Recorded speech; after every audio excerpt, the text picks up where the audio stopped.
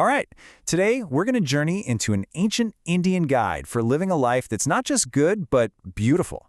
It's called the 64 Arts, or the Chowshath Kalas. And trust me, it's a system that's going to completely flip our whole idea of what art even means. So let me ask you this. Think about your day so far. Is any of it art?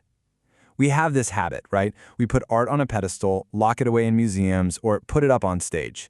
It's separate from our real lives. But what if that's a new idea? What if every single thing we do with skill and care could actually be a form of art? So here's our roadmap. We're going to start by asking what art even is, and then uncover this incredible philosophy of bliss that's behind it all. We'll look at the arts you'd expect, like performance, but then we'll dive into the arts of just living. And finally, we'll get into some really curious, even cunning skills that'll probably surprise you. You see, in ancient India, the answer to what is art was just huge.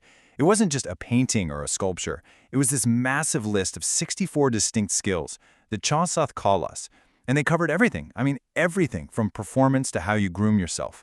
And the goal for every single one of them was to hit the state of blissful experience. And to really get that goal, we have to understand one key concept.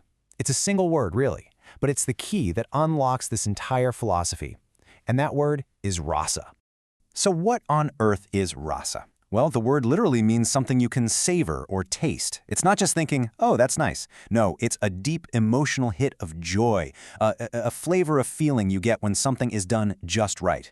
Whether it's a piece of music, a poem, or, as we're about to see, even a perfectly made bed. And this wasn't just for fun. Experiencing rasa was seen as this profound, almost spiritual thing. The ancient texts call it the very brother of the realization of the absolute.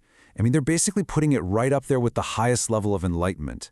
It's that moment when art plugs you into something so much bigger than yourself. Now, just look at this spectrum of emotions. Rasa isn't just about feeling happy. It covers everything. The goal of the artist wasn't just to create joy, but to skillfully bring out any feeling, love, terror, even disgust, and then transform it into this powerful aesthetic experience. The whole point was to feel deeply and purely. Okay, so with that big idea of rasa in our back pocket, let's dive into the first category of arts. These are the ones you'd probably recognize right away, things like performance, music, and painting. So take painting, called alekhya. It wasn't just some creative free-for-all. It was a whole science with 6 key parts.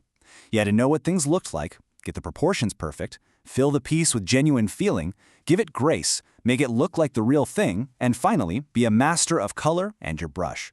It was this total, systematic process. And this is where the list gets really fun and creative. One of the 64 arts is Udakava Vadya, which is literally water music. This is the skill of playing music on bowls filled with different amounts of water to get different notes, just like a modern glass harp. It's such a brilliant example of how this system found art and beauty in the most unexpected places. Okay, now we're going to get into something that is truly, mind-blowingly different from how we think about art. This next section is where the Chowshath Kalas really breaks away from the modern world by taking art and weaving it right into the fabric of everyday life, turning boring old routines into a source of beauty and bliss. And where did this art of living start? Well, it started with the self. How you presented yourself wasn't seen as being vain. It was a whole set of sophisticated skills. It was a way of turning your own body into a work of art. For instance, one single art combines 3 different skills. There's the art of polishing your teeth, the art of dyeing your clothes in beautiful colors, and the art of applying fragrant colored pastes to your body. Each one was its own practice, and it took knowledge and technique to get it right.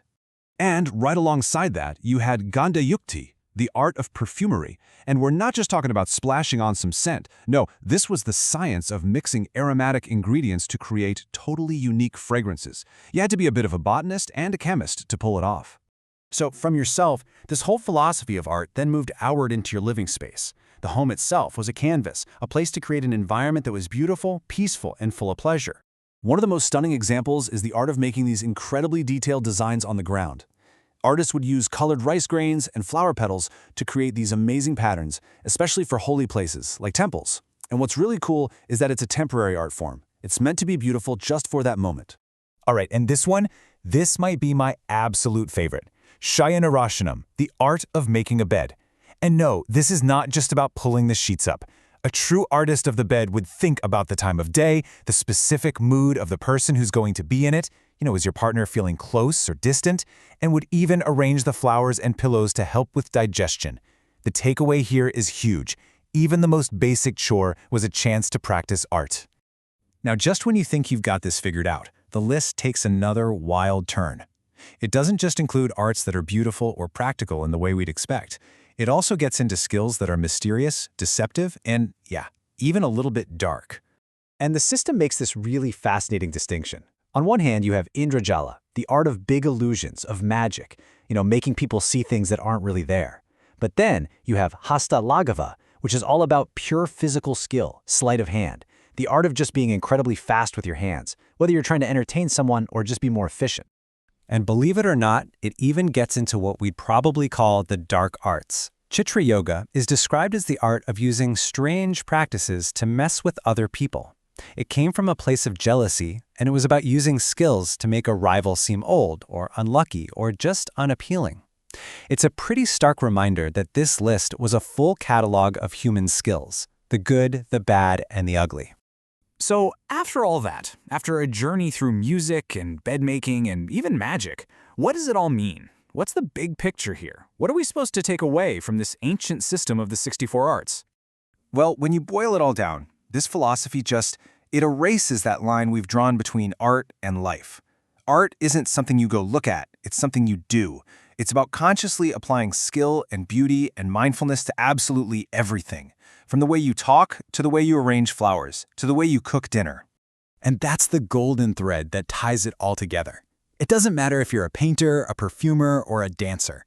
The ultimate goal is always the same. It's to master your craft so perfectly that you can create and experience rasa. That's sublime aesthetic bliss for yourself and for the people around you. So I'm going to leave you with this question. I want you to look at your own life, the way you organize your desk or make your coffee in the morning or tell a good story. Which one of those everyday skills, if you really approached it with intention and a little bit of love for beauty, could you elevate into your very own art form?